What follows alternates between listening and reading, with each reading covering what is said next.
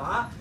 Tudo que a gente falou até então são sistemas somáticos que envolvem a capacidade consciente de controle dessas coisas. Quando alguma coisa toca a sua pele, você tem consciência disso. Quando você executa uma ação motora, você tem consciência. Ela parte de um querer fazer aquele movimento. Os sistemas neurovegetativos é uma outra parte do seu sistema nervoso mais relacionado com o controle da homeostase interna. Ou seja, é aquilo que cuida do funcionamento do seu corpo. Imagina o seguinte, o que não tem cabimento você querer executar um ato motor se você não controla, por exemplo, sua respiração, se você não controla seu coração e assim por diante.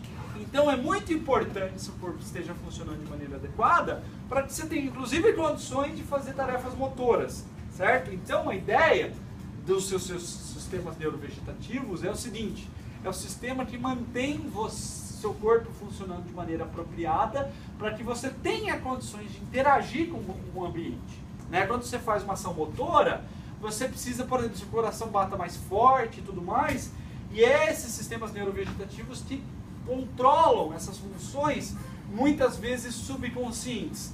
Por isso, pessoal, quando a gente fala em sistemas neurovegetativos, a gente normalmente se refere principalmente ao sistema nervoso autônomo, tá? Na realidade, o sistema nervoso autônomo é parte dos sistemas neurovegetativos. O sistema neurovegetativos é maior do que os sistemas nervosos autônomos, como a gente vai ver.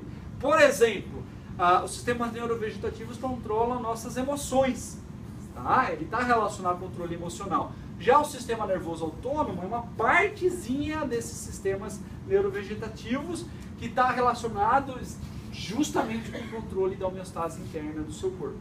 Então, essa atuação se dá predominantemente de maneira subconsciente, não é, essa é a explicação do nome, porque é autônomo, porque ele trabalha de maneira autônoma, sem a sua vontade, sem que você precise se preocupar com isso. Ele tem autonomia para regular essas funções. Por isso que a maior parte deste controle que a gente vai ver aqui, você nem se dá conta. Por exemplo, você sabe que frequência cardíaca você está, você sabe qual que é o grau de saturação de oxigênio no sangue, pH, você não precisa se preocupar com isso. Mas você tem neurônios que estão atuando e mantendo tudo isso funcionando de maneira adequada, por isso que ele é autônomo, ele trabalha muitas vezes em grau sem que você precise se preocupar com isso, né? Automático. E quais são os efetores desse sistema nervoso autônomo? Basicamente, pessoal, são todos os nossos órgãos, basicamente todos os nossos órgãos abdominais ou torácicos estão sob controle do seu sistema nervoso autônomo. O que mais? Suas glândulas estão sob controle do seu sistema nervoso autônomo. O que mais? Seus vasos sanguíneos estão sob controle desse sistema. Portanto, pessoal, é um sistema que na realidade está controlando a sua parte visceral, né? Todos os seus órgãos, todo o funcionamento das suas glândulas e a partir disso mantendo o seu corpo funcionando do jeito que deveria, né? Para que seja compatível com a vida, otimizado, né? Conforme aquilo que seu corpo necessita. Então, quando você pensa em funções vegetativas, você está falando todas essas funções relacionadas aos seus órgãos. Por exemplo, controle cardiovascular é um controle autonômico. Controle do seu estado de alerta, sua tensão, é um controle autonômico. Controle da sua respiração é autonômico. Um rápido exemplo, se você viajar para um lugar alto, para uma montanha, a sua frequência cardíaca, automaticamente, você tem um aumento da frequência cardíaca. Você começa a inspirar mais rapidamente. Você não precisa pensar nisso.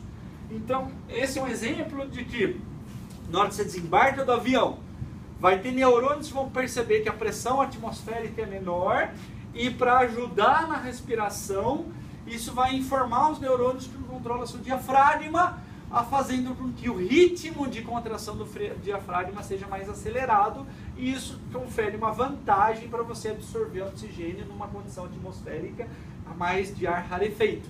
Então vejam só, todos os seus funções de órgãos dependem do seu sistema nervoso autônomo. Tá? Órgãos de gestão, a sua micção, sua defecação, a sua, inclusive controle sexual, por exemplo, ereção, todos esses ajustes, controle da temperatura, do pH sanguíneo, da osmolaridade, são regulados pelos seus sistemas neurovegetativos. E mais, né, conforme a gente vai ver mais em detalhes, não só você tem um controle interno, mas você tem um controle de comportamento. Veja a seguinte situação. Suas células precisam de nutrientes para funcionar. Você não faz fotossíntese. Se você não obtém alimento, não resolve, não é um ajuste num órgão que vai resolver o problema da falta de comida. Como que você resolve isso?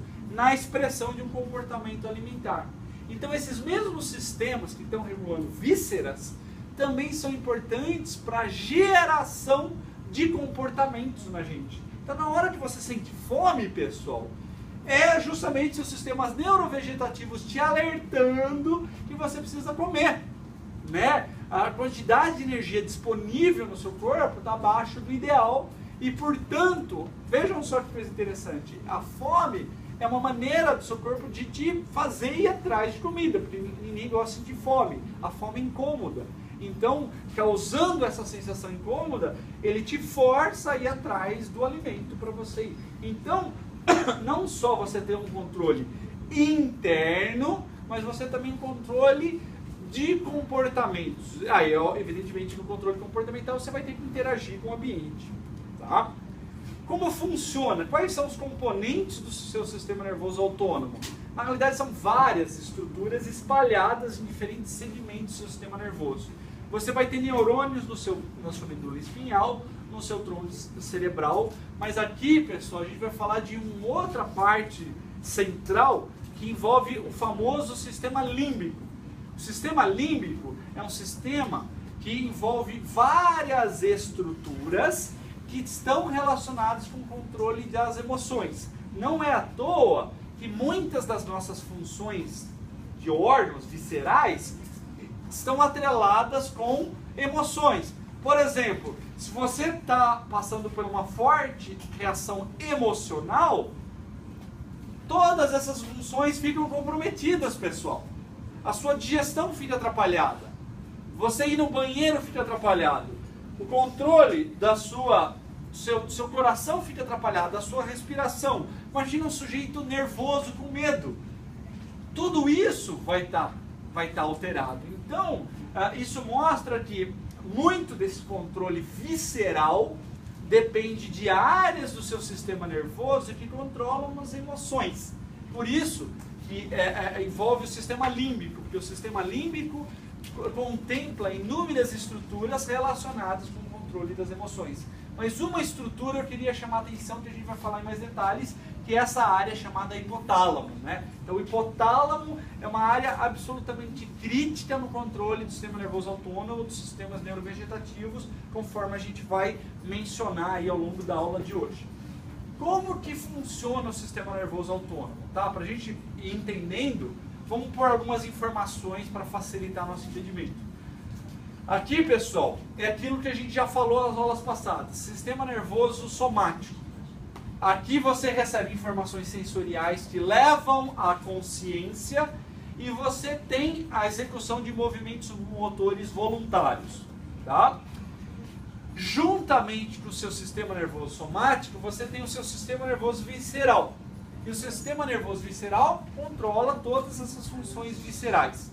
E ela também tem uma parte sensorial e uma parte motora. E qual que é a parte sensorial do seu sistema nervoso visceral, pessoal? Por exemplo, como que você sabe que sua pressão arterial está adequada? Você tem que ter neurônios capazes de detectar a pressão arterial no seu sangue, e você tem. Como que você sabe que o seu pH está adequado? Você tem neurônios que detectam o pH do seu sangue e ajustam. Como você sente sede, pessoal? Você sente sede porque você tem neurônios que vão detectar um aumento da osmolaridade no sangue. Como que você sabe se sente calor ou frio? Você sente calor ou frio porque você tem neurônios que têm medem a temperatura corporal.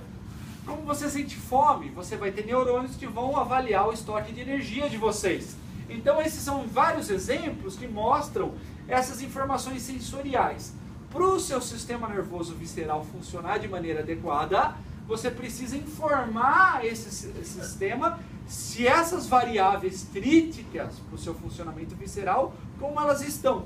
Então, em cada aspecto visceral, você tem neurônios sensoriais que estão lendo essas informações para que seu sistema nervoso visceral possa executar correções, se for o caso. Por exemplo, se você estava deitado e levanta rapidamente, você vai ter que ter uma elevação da sua pressão arterial para não diminuir o aporte de fluxo sanguíneo no cérebro. Já que você ficou de pé, você precisa pôr mais pressão para o sangue subir. Então você tem que ter uma área que lê isso. Tá? Então as informações sensoriais são absolutamente importantes para que seu sistema nervoso visceral possa regular suas funções viscerais. Tá? Agora, quando ele lê essas informações sensoriais, como que ele executa a mudança no funcionamento de uma víscera? Como que ele aumenta a frequência cardíaca? Como ele faz você urinar, por exemplo? Isso acontece através do seu sistema nervoso autônomo. Então, pessoal, por definição, o sistema nervoso autônomo é um sistema nervoso motor.